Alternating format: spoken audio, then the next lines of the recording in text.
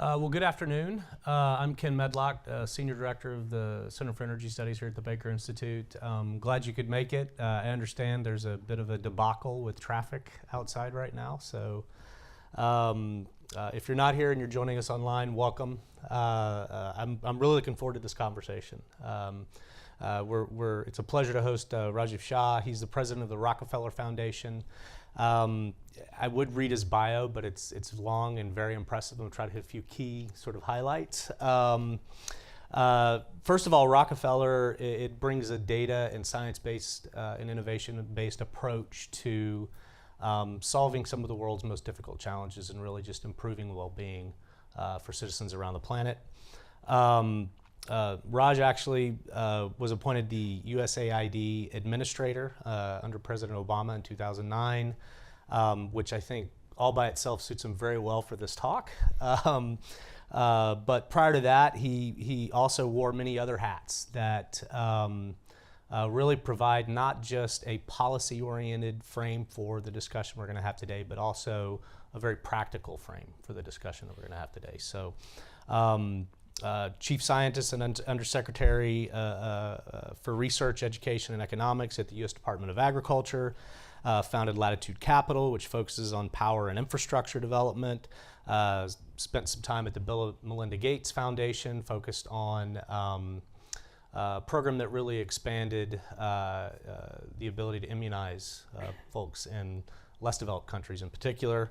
Transformative type of program, holds degrees from the University of Michigan, Pennsylvania School of Medicine, Wharton, very well-rounded, to say the least.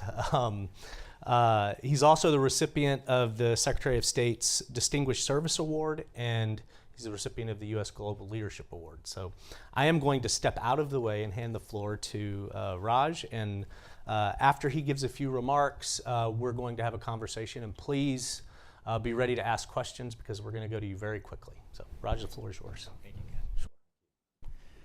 Sure. Good afternoon. It's great to be with you here in person, and good afternoon for those of us joining online.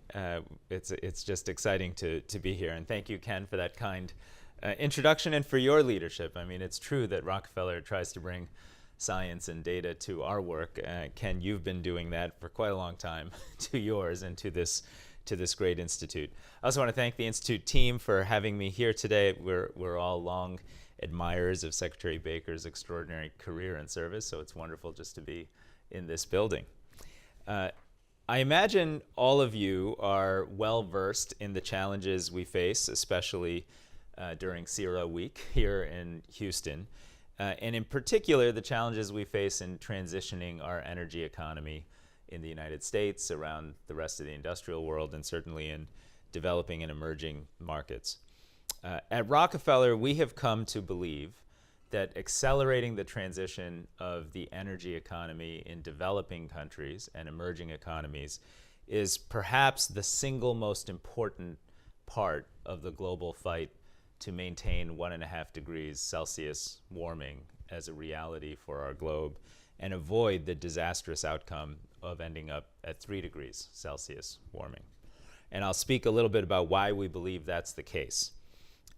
Part of why that is the case is a concept that I think has been recognized at the CERA conference. I was there earlier today, as well as with those of you here, which is energy is the means through which people experience human development. It's the means through which they improve fundamentally their living standards.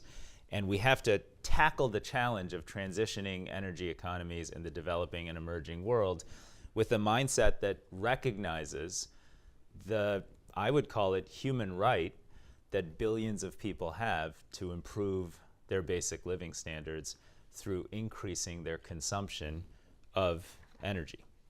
So let's start with what's at stake. If the world continues with business as usual, our planet will likely warm at about 3 degrees Celsius. That's based on IEA estimates about current policy commitments and whether they are fully played out or not. But the bottom line is, if those current policy commitments, especially in OECD economies, are fully seen through, and we all know that you can't take for granted that comments made by political leaders are fully seen through. But if they were, we would, by their estimate, be at about 1.5 degrees Celsius warming. The difference is actually quite dramatic.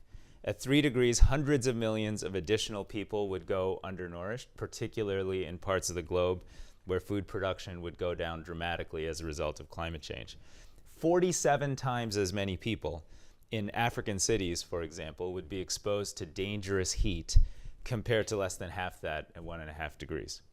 At 3 degrees, 1/3 of species across our planet would be at extraordinarily high risk of total extinction. So the stakes are extraordinary, and they're extraordinary for billions and billions of people. And we believe that outcome is a choice. Countries, major industrial ones like the United States, in Europe, including China, have made real policy commitments to transition their economies and their energy economies. And as we've been reminded of, I believe, all week, the Inflation Reduction Act alone will invest $370 billion in that transition right here in the United States. As a result, whether this fight for climate change is won or lost will actually depend primarily on what happens in developing and emerging economies and in their energy sectors.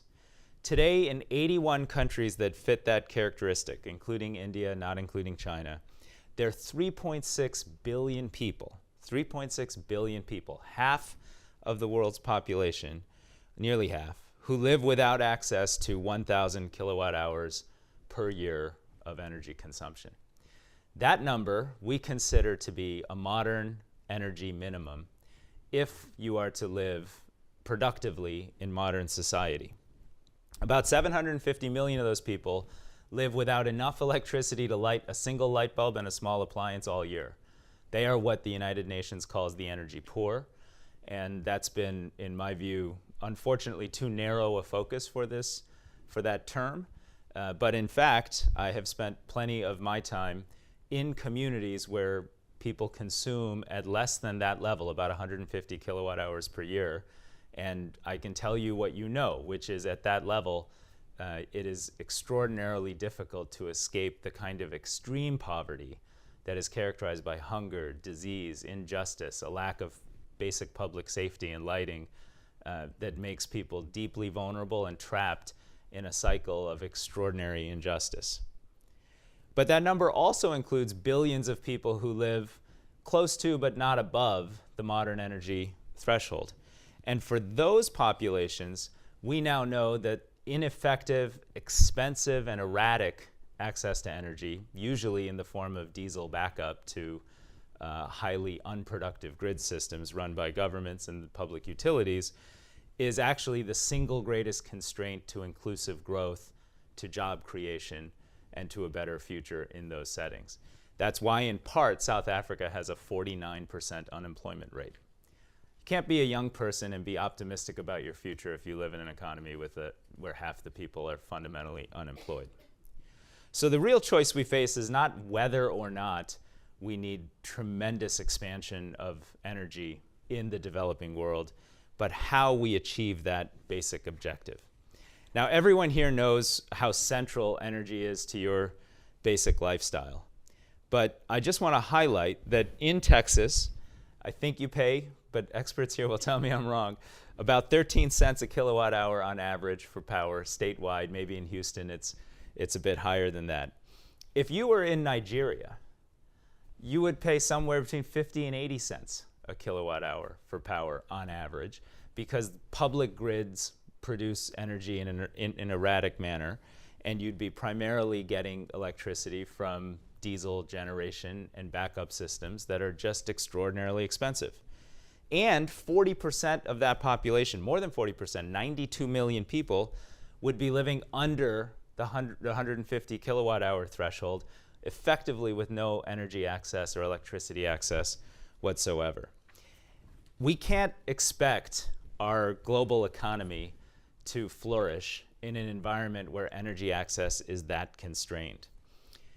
It's why at the Rockefeller Foundation we've made our single biggest priority bringing new renewable energy technologies to those communities in significant need.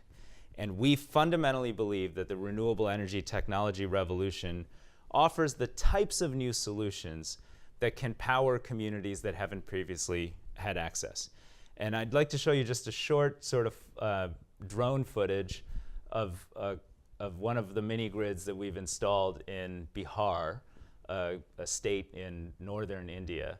That's a small grid system, probably about 300 or 400 kilowatts in total. On the same grid platform on the left there, you'll see there's water and sanitation tied to it. This village is called Durni, and it's a community I had a chance to walk through.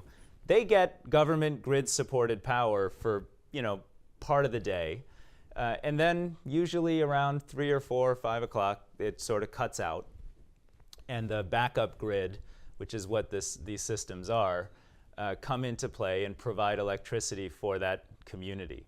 And when we started kind of optimizing these systems a decade ago, the panels were hard to get, the batteries were expensive, the smart meters that we use to allow small communities and people in those communities to pay based on mobile payment, based on remote metering, were ineffective.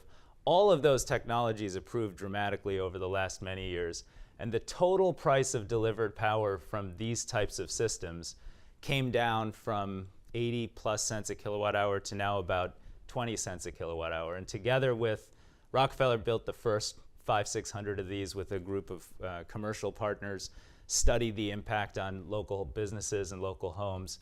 We can I think this will just run in a loop, so you can cut that off. But you can visit the shop owners in that community, whether they are, I visited a carpenter who said, look, before I had reliable power, I couldn't invest in power tools, was doing everything by hand.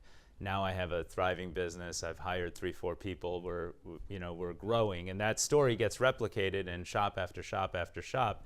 And that's the sort of economic uplift that comes with addressing and ending energy poverty in a community like that one in Bihar. The reality is these types of systems, actually just this afternoon, we had outreach from the president of Zambia who said, we want all these systems you're rolling out in India in Zambia because we think it's the best way to reach our rural and difficult to reach communities with power and electrification. The reality is, despite the big progress we're making in making renewables a larger share of the mix around the world, very, very, very little of that is actually going into developing and emerging economies. In fact, in 2021, only 6% of total solar PV and wind additions occurred in the world's 81 energy poor countries, and only 0.6% of the total was in Africa. And there are two basic challenges that make this difficult outcome a consistent reality. One is cost. Developers in these environments, some of you I'm sure are quite familiar, will pay 3 times as much for batteries if they can even get access to them, and pay 20 to 30% as much for solar PV if they can even get access in that context. The other reason is the lack of available financing.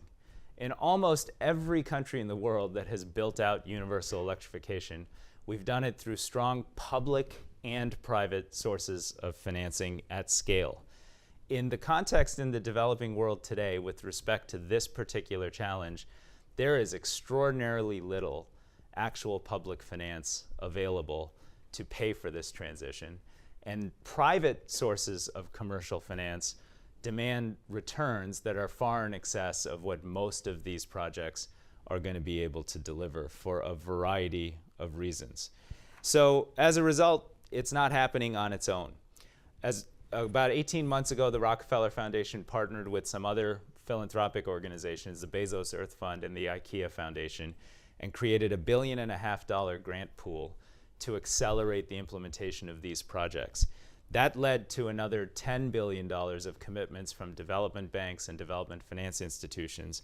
And we launched an entity called the Global Energy Alliance for People and Planet, with the goal of, in these nations, dramatically accelerating the energy transition and ultimately ending energy poverty. The Alliance's 19 partners, already active in nearly 24 countries, helping to develop more ambitious plans, helping to identify where solar and wind and battery technologies can be deployed more effectively to deliver on the vision we've set, and has already started to achieve some success. And I'll give you a couple of examples. First, by pooling procurement across developers and with countries, we've been able to lower the cost of actual technology access for local developers. In just one example, our DART, I'm not sure exactly, I'm not remembering what the acronym stands for, but it's a pooled procurement mechanism in Nigeria, has brought down the CapEx for solar projects by 30% for developers that join that portfolio, because pooling gives you scale, scale gives you access, and it allows us to support efforts to expand renewables in that context. Our vision for that effort is actually far in excess of just what's happening in Nigeria. Our goal is to have partners in all 81 countries come together and have the option to procure via pooled procurement mechanisms so that they could dramatically lower costs and dramatically accelerate technology access in these settings. Another example is around technology. One of our big priorities going forward is to help nations put more energy storage on the grid so that the marginal cost and the marginal benefit of incremental additions of new generation tip in the favor of renewables from fossil fuels. One example of that is in Malawi. We're putting grid storage in place for the grid in Malawi so they can have more wind and solar as a way to power the grid of the future, and doing that by helping to finance the installation of batteries that would effectively be somewhere around 15% of the total installed capacity of the Malawi grid. Small country, small grid, relatively low total peak capacity, but once we implement that over the next 18 months, it'll be the largest penetration of energy storage on any grid system in a developing economy. So with this effort, a third example actually is also important, which is just policy support and engagement for countries themselves. Frankly, when you do this work, you realize that nations need support just to implement policies that can help unlock the market, whether it's a subsidy fund to help defray the capex of the solar mini-grids, which we've helped establish in India and Nigeria, whether it's a project to expand access to irrigation via power in Ethiopia to reach 25,000 farmers and give them the capacity to use productive power to improve their agriculture, or in South Africa, where we helped a global effort called the Just Energy Transition Partnership to decommission a coal plant, Komati, and to replace that with renewables. Our role was to help support the government being able to make that transition and to invest in training and creation of green jobs as it relates to their own objective for how to be successful with that. These types of efforts in country after country can in fact accelerate the implementation of these efforts and these technologies.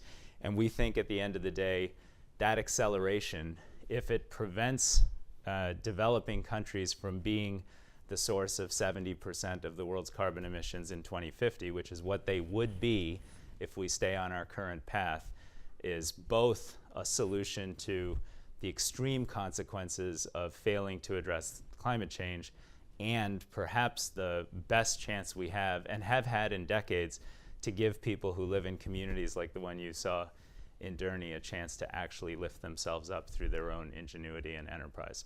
So with that, thank you for having me here, and I look forward to your comments and thoughts as we go forward here. Ken, where do we go? Here? Okay, great. Sit on that side. Thank you.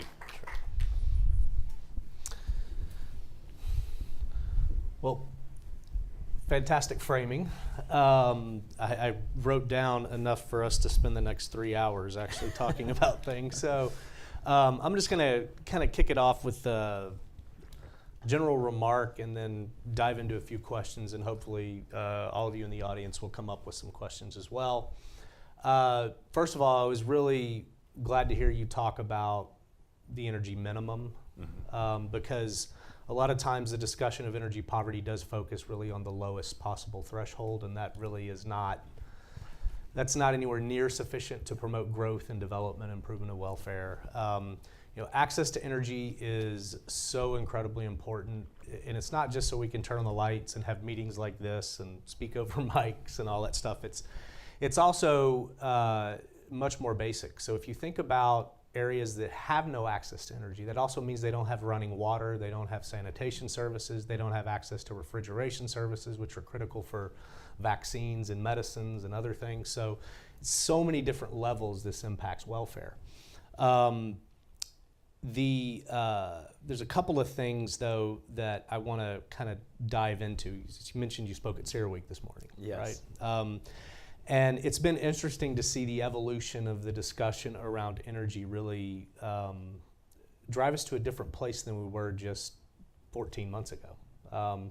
Largely, you think about the Russian invasion of Ukraine. There were a lot of folks that were talking about energy poverty before that in the context of promoting economic development and welfare. But there was also denial of access to financing for certain types of things that could actually help propel and mitigate these situations in different countries. But energy security has now risen so high in the pecking order with regard to what is going on. One of the things I noticed at CERAWeek, and I'd love to get your thoughts on this because I think it speaks directly to what you just addressed. There seems to be two parallel conversations going on, but they're not merging for some reason. One is focused on energy security and the other is focused on energy transitions, and there's some attempt to kind of bridge the gap between the two. But it's remarkable because we've actually done work with groups like Africa 50, the Africa Development Bank, and they talk about access to energy because it's definitely a world of haves and have-nots, but they also talk about access to finance. They talk about what it will actually take to improve the welfare of the citizens under their purview. And when you look at the conversation in the developed world, it's very disconnected from what's going on in the developing world. So I wonder if you could just give me your thoughts on that. There's a lot in that. I have a lot of thoughts on that, and they're a little bit long, but they're all in the spirit of it is way too disconnected. Yeah. We're making a $370 billion investment of public finance to transition the American energy economy. And basically there's been no effort at all to support meaningful public finance to enable those transitions in developing and emerging economies. In 2009 in Copenhagen at the climate meeting, there was a commitment to create a $100 billion climate mitigation and adaptation fund that in theory would have provided some finance for that. 13, 14 years later, that has yet to materialize at that level. So, there's a lot of reason to be skeptical that what countries are willing to do in their own economies, we don't seem to be able to muster the global cooperation to do in the rest of the world where it's necessary. COVID's made that much worse. So if you actually look at how economies responded to COVID, the wealthiest industrial countries put 25 to 30% of GDP into their economies for a variety of reasons through a broad range of instruments. Large emerging economies did about 6%, and most less developed nations did about 2%. And you've just seen a big economic divergence in terms of human development outcomes since then. So I think finance is a huge gap. We believe any new solution has to really be driven by an understanding that it's not 1958 and you sort of need public-private partnerships and instruments that deliver real leverage, and as opposed to just straight public finance that's not tied to creating incentives for private investment, or as opposed to expecting private investment to go into Malawi and pay for batteries on the grid system. That's never going to happen. And so, and I could get into that in more detail as to why, but I suspect you know. So to me, the finance piece is probably the biggest area where there's this huge divergence, and that's driven by, bigger geopolitical challenges we face right now. So to that point, because I want to pull on that thread in particular a little bit, you mentioned near the end of your remarks the role for policy to support this transformation that is required, particularly in the developing world. You mentioned subsidies, you mentioned effectively things that trigger demand for energy in ways that provide scale, that allow investors to go in with confidence that there's going to be offtake. But one thing you didn't really dive into was market design. Yeah. And that is a really critical aspect of de-risking investments by the private sector. I think you're absolutely right. The public-private partnerships, particularly when you're trying to de-risk and promote those initial steps, is incredibly important. How deeply does Rockefeller and other groups that you've been involved with get into that market design aspect? Well, our Global Energy Alliance gets into that very deeply in the countries we work, because the regulatory framework is the defining feature of whether you can have public-private project investment in those nations. I'd go a step further and say, I think we have to go beyond that. So, for example, the thing I'm most excited about, and if there are experts here or online that can help us with this, I want to invite you to help us with it, is that we believe there needs to be a major global push to allow for energy storage and other grid-based improvements to be a public good or a public investment priority, so that the next generation of new generation capacity around the world can come from renewables. And for that to happen, we may have to install, gigawatts of energy storage onto the grid systems of low-income and emerging economies in an environment where batteries are hard to access. There's a lot of competition. The supply chains are tight and tough, and the manufacturing base is not very distributed and resilient. And I've been thankfully a part of other efforts, whether it was bringing antiretroviral drugs to Africa, 15, 20 years ago, or dramatically expanding childhood vaccinations around the world, as you mentioned in your kind introduction, where basically someone stepped in and created a market for a sort of high volume, low cost manufacturing base to reach developing and emerging economies. President Bush basically did that when he created this PEPFAR program to bring antiretroviral AIDS drugs to Africa. Before, there was been no market, a very disjointed market. Any African country could only buy so much and could get it at very high price points. By aggregating the market and supplementing and helping to finance the procurement, they unlocked a tremendous amount of global supply, lowered the price dramatically, and just changed what was possible, and frankly saved 25 million lives on that continent over a decade and a half. A similar effort happened with vaccinations. If, in 1999, you basically could, if you were in Malawi or Senegal or parts of India, you basically couldn't get access to the vaccinations you needed for childhood immunization for a variety of reasons. To create that market, this entity called the Global Alliance for Vaccines aggregated demand across 70 countries, took some risk, went out and told manufacturers, we will help pay for the acquisition of huge volumes of vaccines for partners who didn't really know they had the capacity to deliver them at the time, but in doing so created a manufacturing base and a supply base. Over 20 years, 900 million kids have been immunized and 10 million lives have been saved. It's not the same exact thing in this industry, but there's an absolute need for thinking at scale and mechanisms that allow the market to function in a much more aggregated manner. So I like the idea of demand aggregation, and this is a conversation that I've had with multiple other folks, particularly like when it comes to small modular nuclear reactors, which we were talking about earlier today, right? Same kind of idea, but the energy space is much more capital intensive. Yeah. So I'd just like to hear your thoughts on the prospectivity for that type of mechanism to work successfully in this space. Well, we're building the mechanism in energy storage to do exactly that, so I sure hope it works. It's our largest single investment. Yeah. We're going to make it work. I mean, in reality, look, at the end of the day, a few $100 billion feels like an insurmountable sum sitting here in this setting.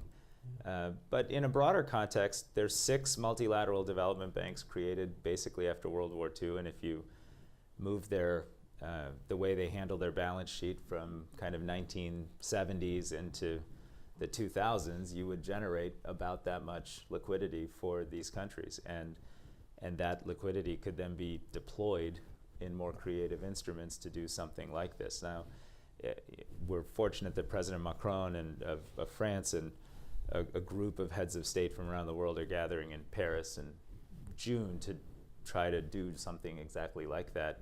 And look, global geopolitics is hard. It's tough to get stuff done, but if we don't aspire to do big things, we'll fail before we even get started. Sure, absolutely.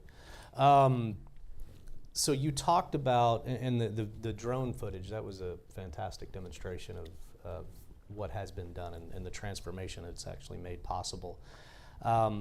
Providing power in sort of residential and small commercial type applications is one thing, but if we want to get to the discussion about economic development and industrial sort of applications, where does what you're talking about fit? Because you really focused on microgrids and sort of rural communities, but well, I think that's a great question. The answer is I don't entirely know. I think you need to have a mix of energy sources on grid, as everyone here I suspect knows, in order to have the ability to match the need for big industrial loads. Certainly in Africa and other emerging economies around the world, it's pretty commonplace to have dedicated generation for large industrial projects and companies and manufacturing efforts. So that's not surprising. At the same time, and we should have that. We're certainly not against that. We're not against gas being part of the solution in an all of the above sort of approach. But if you look at the fundamental needs of people at 1,000 and below 1,000, which is not a small group, 3.6 billion people is a lot of people. Yes. Their fundamental needs, small businesses that create jobs, which is the engine of job creation here in the United States and all around the world, their homes, their businesses, their communities, that can be met by new renewable energy technologies, using systems that take advantage of storage, that take advantage of new smart metering, that allow for mobile payment and remote management, and they shouldn't have to be dependent on government grids tied to large coal plants that are far away. Sure. I mean, I would actually even, and this goes back to something we were discussing earlier, if you have those small grids develop as new technologies come to fruition, you can actually integrate them much more easily as well. So, and in a world that should value increasingly resilience, right, exactly. That's a vision of the future that's far more resilient. So before I turn to the audience, I'm going to ask a question that's a little out of left field, but you did talk about the risks of climate change. And one of the things that I and several of my colleagues, looking at one of them right now, are doing here at Rice is looking at the role of nature to provide carbon sinks and sequestration options, and even quite frankly in some places around the world, real business opportunities. So how do you look at that? How does Rockefeller look at that? I think that would be informative just generally. Yeah, we have a pretty significant food and agriculture program that's both in the US and around the world, and we've invested in efforts to look at regenerative agriculture systems and the economics of those systems and the capacity to sequester carbon and offset emissions in the food and land use space. And that's one example of kind of natural assets being compensated for doing the work of enabling more sustainable futures. And it's perhaps, and you're probably more expert than me, so tell me I'm wrong on this one, but it seems to be, of the options that are out there, the area that's most ripe for creating the economic incentives so that producers can shift their production systems to more regenerative practices. Certainly we work with a group of the 25 largest food and agriculture companies that are making commitments to have 50% of their value chain by a certain date be in regenerative practices. I think there's a lot of need for science and measurement and understanding how to optimize those practices so you don't get the dispersion that you see today in outcomes in terms of carbon sequestration, just to name one measure effect. Measurement is critical. It's the next big industry, by the way, for anybody who's Yeah. curious, right? But being able to measure and verify what's happening, is incredibly important. So I want to turn it to the crowd. So if you've got a question, please throw up your hand and speak loudly. Introduce yourself and speak up. Go. Terry Thorne. One of the things you didn't mention is training the workforce to install and maintain these new facilities in the rural areas. I've worked in developing countries, and oftentimes you can come back after a project 2 or 3 years and find out it's not working. It's been allowed to maintenance. So in that village you show, were you able to bring young women and create a new job category here and give them the training to maintain? Well, I first let me just say thank you. Thank you for your work in these settings, and thanks for the question. We partner with operating partners that do that. So in India, for example, after the success of the first pilot efforts we crafted, we entered into a joint venture with Tata Power they are rolling out 10,000 of these mini grids seeking to reach 25 million people and running that as a commercial business. Albeit with returns that make sense if you're Tata and you're accessing capital in rupees and you have that installed management capacity throughout the country. The same is true in Africa, that we don't just build these as nonprofit projects and then walk away, that we have commercial operators that are the JV partners that build them out. And in Nigeria, we're building 10,000. In Ethiopia, we're building them out with agricultural and farming groups that want access to irrigation, and these pumps will be a big part of the demand sink that comes out of them. Yeah. Thank you for your comments. A lot to think about. Given that the Global South is really the laboratory for this century, and hopefully we're not using 19th century hammers on 21st century nails. A little more about agriculture. Working on CCS a few years ago, I became convinced that biology is going to be a big part of the solution. Can you talk a little bit about changing agricultural practices that will result in better nutrition and better water stewardship? Thanks. Sure. Well, a lot of what our work has focused on are regenerative agriculture practices that tie to measures of soil health. And it sounds like you perhaps have a lot of expertise in this area, but the soil health is then kind of so tightly correlated with both carbon sequestration and water management and resource stewardship that we really believe that that's at least one super important indicator going forward. And we've invested in efforts with others to do soil health mapping on both global scale using technology ranging from on the ground to satellite, as well as locally to enable individual producers to make transitions and get compensated for the value they're creating. Right now, I believe that the sort of big demand signal for that transition probably needs to come from big buyers, big food companies that are willing to make the commitment to that and then help work with us to create the standards and the science so that it's transparent, legitimate, and consistent across the board. But that's a lot of what we're trying to do there. Yes. Hi, good afternoon. Thank you for being here. My name is Samantha, and I'm a student here.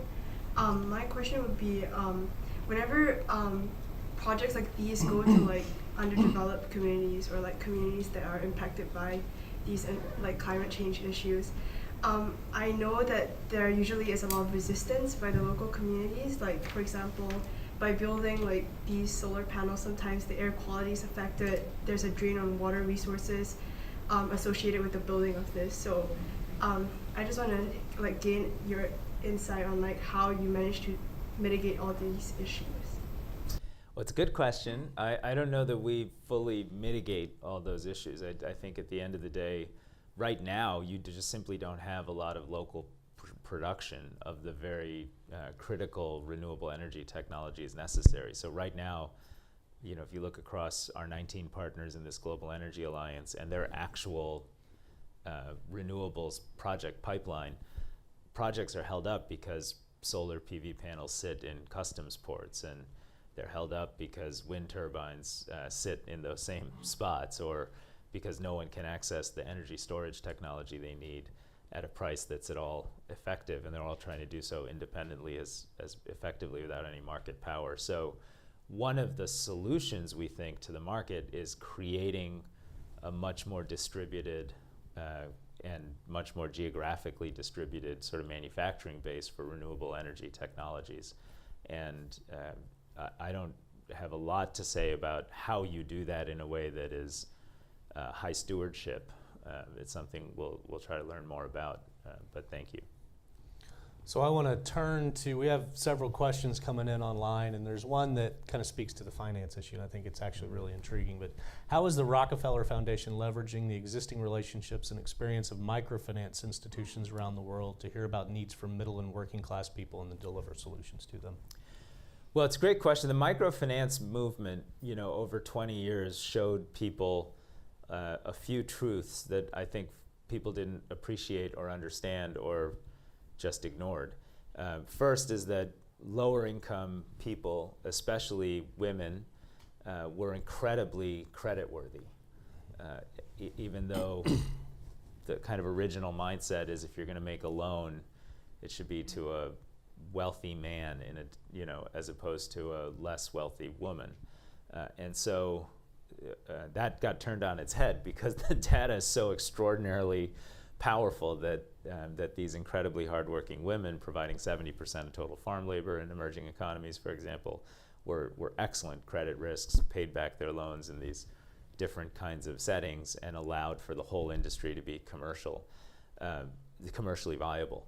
The second is that technology can be transformational in the context of making small transactions economically productive. So you could make a small loan, get a repayment, do credit scoring. All of that could be enabled by the mobile phones that are ubiquitous and are far lower transactions cost than the way a bank worked. Both of those, and then third, you could run the business remotely, right, with the same technology. And so all three of those principles are critical to just the example I gave of the mini grid. Those only work because their customers are usually small businesses. Most of the productive loads are local small businesses, and those small businesses are often women, and they pay their bills, and so it works. In our projects we had 97% total payment rates, which were far higher than what anyone thought you could achieve selling relatively expensive power in relatively poor communities. Second, we introduced smart meters together with a few companies that innovated those metering technologies. That made a huge difference. Smart metering and mobile pay were the technologies that really allowed for it to be much more expansive and accessible. And third, most of those systems are now managed remotely. So you don't have Tata doesn't place dozens of people into villages to manage these things. They're able to do that remotely. So I think there's a lot of learning from the microfinance industry that shows you can actually create commercially viable products that serve basic needs throughout the world, and that's got to be a path forward in the energy space. Thank you. So I want to be mindful of time because I know that you do have a hard stop. So I'm going to ask a question it's actually coming from one of our viewers from Cape Town, South Africa. So thank you for being with us, Erican. What past experiences give you hope that this sort of massive effort on climate change can be successful? Well, I love the question. I think there are a few past experiences. One is we've solved big problems before. Like when we started working on vaccines in 2000, it's not like we could sit around and say, okay, this is going to be easy. We had to really put a lot of effort analytically, financially, operationally across dozens of countries to say, okay, what would it take to create a manufacturing base that could provide hundreds of millions of doses of vaccines that were not currently manufactured at a super low price point? And what would it take country by country by country to have leaders commit to protecting the health of their children through safe vaccination? And that took a long time, but when it came together, it really did transform the nature of child health and welfare in a pretty fundamental way. The same is true in HIV, the same has been true in other areas where we've done big things together. So I don't believe this will happen right away, but if more leaders see that equitable access to renewable energy and that renewable energy technologies can be applied in innovative ways to reach the 3.6 billion people that we've been talking about, over time, you'll get the ingenuity and the political commitment and the financing to actually solve that problem at scale. And when we do, we'll avoid the 3-degree outcome. And when we do, we'll avoid the reality that hundreds of millions, billions of people still live in poverty because they can't do what all of us just take for granted, which is pay very little for totally reliable electricity and use that reality as the basis to create jobs and live in a vibrant economy. Thank you. Everybody join me in thanking Raj for being here today. Thanks very much. Really Thank you. appreciate it. Absolutely. Thank you. Good.